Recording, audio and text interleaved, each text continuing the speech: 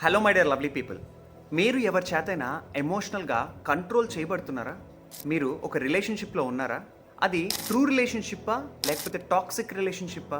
అది తెలుసుకోవాలంటే ఈ వీడియో పూర్తిగా చూడండి. Welcome to our teenage series. నేను మీ Abhishek Singamsetti, psychologist and career counsellor. చాలా మంది టీనేజర్స్ వాళ్ళు ట్రూ లవ్ లో ఉన్నారు అని అనుకుంటున్నారు. అది ఎంతవరకు నిజమో ఇప్పుడు చూద్దాం. ఇప్పుడు చెప్పబోయే ఒక 10 పాయింట్స్ మీ రిలేషన్షిప్ లో మీరు చెక్ చేసుకోండి.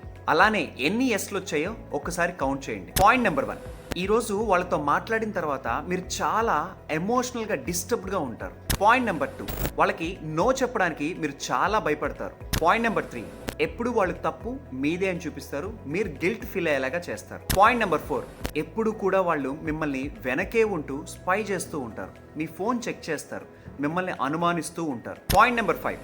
తప్పు వాళ్ళదైనా సరే ఈ విషయంలో ఎందుకులే గొడవ అని చెప్పి మీరు కాంప్రమైజ్ అయిపోయి మీ బిహేవియర్ని కూడా మీరు చేంజ్ చేసేసుకుంటారు. Point number 6. మీ ఫ్రెండ్స్ అండ్ ఫ్యామిలీస్తో అస్సలు మీరు కలవలేకుండా చాలా దూరం అయిపోతారు, మీరు ఐసోలేటెడ్గా ఫీల్ అవుతారు. Point number 7. వాళ్ళు చాలా సెల్ఫిష్గా బిహేవ్ చేస్తారు, మీ గురించి అస్సలు ఆలోచించరు. Point number 8. మీరు ఈ రిలేషన్షిప్లో ఎమోషనల్గా చాలా అలసిపోతారు. Point number 9. వాళ్ళు మీ మీద, మీ లుక్స్ మీద, మీ చాయిసెస్ మీద చాలా మిమ్మల్ని క్రిటిసైజ్ చేస్తూ మాట్లాడతారు. Finally point number 10. నేనంటే నీకు ఇష్టం కదా, అందుకని నువ్వు ఇలా ఉండు, ఇలా చేయి, అక్కడికి వెళ్ళొద్దు, నాకు ఇది కావాలి, అలా కంప్లీట్ గా లవ్ అనే వర్డ్ ని మీ మీద ఒక వెపన్ లాగా యూజ్ చేస్తారు. ఎస్, ఇప్పుడు ఒకసారి ఆలోచించండి. ఎన్ని ఎస్లు వచ్చాయో కౌంట్ చేయండి. మీరు ఎన్ని ఎస్లు వస్తే అంత డేంజరస్ రిలేషన్షిప్ లో మీరున్నారు. జాగ్రత్త మై డియర్ ఫ్రెండ్.